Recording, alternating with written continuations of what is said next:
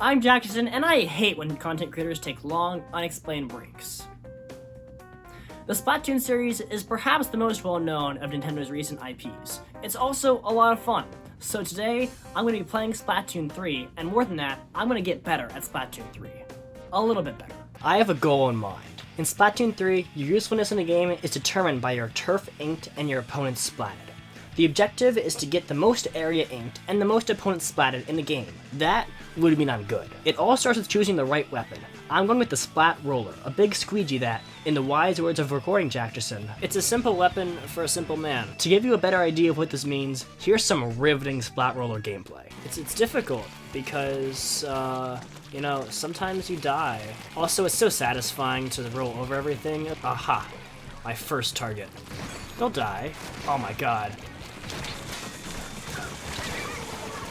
It inks turf though. The people hate what gets the job done. And that's how my stats look at the end of the first game. While 700p and 7 splats aren't bad, it's easy to see that most people are doing better than that. I started taking each game at a different angle. First, I focused on just inking as much land as possible. I figured that getting a big P number would lead to splats. Okay, 1 for 1.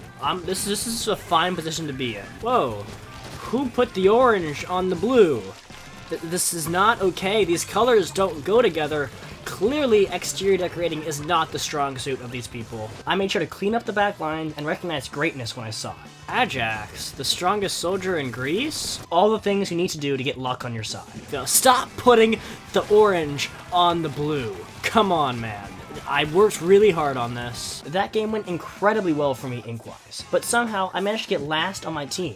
I chalk it up to randomly having really skilled teammates, because I've never seen numbers that big before. And for my splat count, we don't need to worry about that. Based on the raw number success of that game, I decided to try that method again.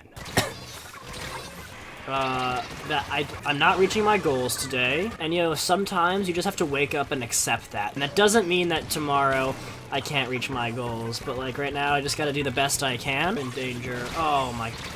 Not... Hey! I'm genuinely shocked. Even though that method somehow worked for the team, it didn't help me reach my goals. Naturally, I tried it again. Oh, no, I've killed French cooking. Oh my god, I hate the bucket people. Death after death. I mean, I have to focus on not dying first. I think that's my big problem. And thus started a new strategy.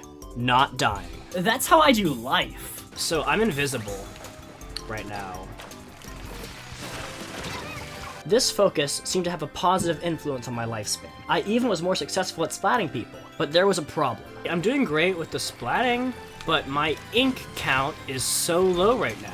And a hard cut to the end stats confirms my statement. While not dying was a good plan, I needed something more to actually be better. Something that deflected fault away from me. I needed a change in weapon. The NZAP-85 is the polar opposite of the Splat Roller. Instead of rolling, it doesn't roll. Instead of...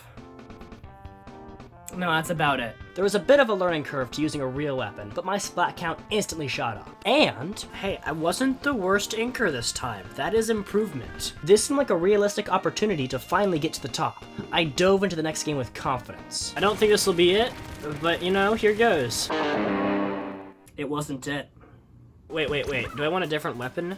Because I don't think the NZAP's working out for me. Let's try the arrow spray. You know, maybe it'll work.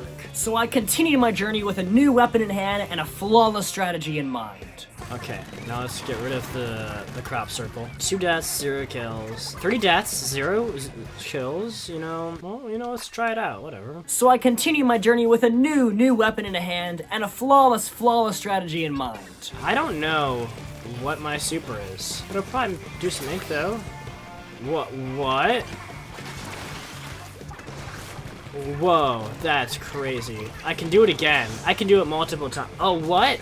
Whoa. Oh my gosh, what in the world? I don't think I'm allowed to chalk all of these failures up to a lack of game knowledge, but surely some part of that wasn't my fault.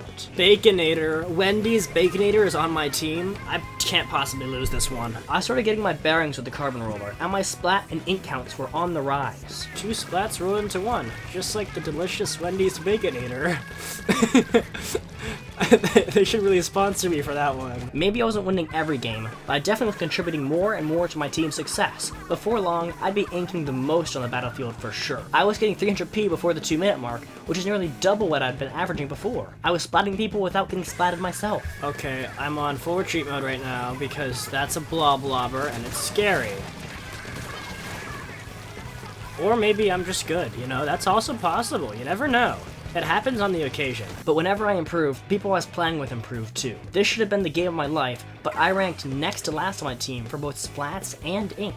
Despite my best effort, I just couldn't rise up in the ranks. Game after game, I find myself playing better and ranking worse. I am orange, and you know, fried chicken, that's the closest color in Splatoon that fried chicken is too. Maybe if I'd spent less time talking about fried chicken, we would have won that game. So I'm gonna play one last game. Give it my all. Eventually, I came upon my arbitrarily decided last game of the night. I was tired. It was this game or never that I would finally be on the top. And based on the past couple of hours, never seemed pretty likely. The game started off way better than most. I was inking like never before, and I even got a splat along the way. But then, a travesty. Someone disconnected, then another, then two more. Before I knew it, the game was disconnected. I was ruined until the stat screen came up. Hey. I mean, hold up. Technically, I inked more places than anyone else, and technically, I splatted more people than anyone else, so I count that as a win. So that's how I beat the challenge. The question, of course, is, does that really count? Yeah.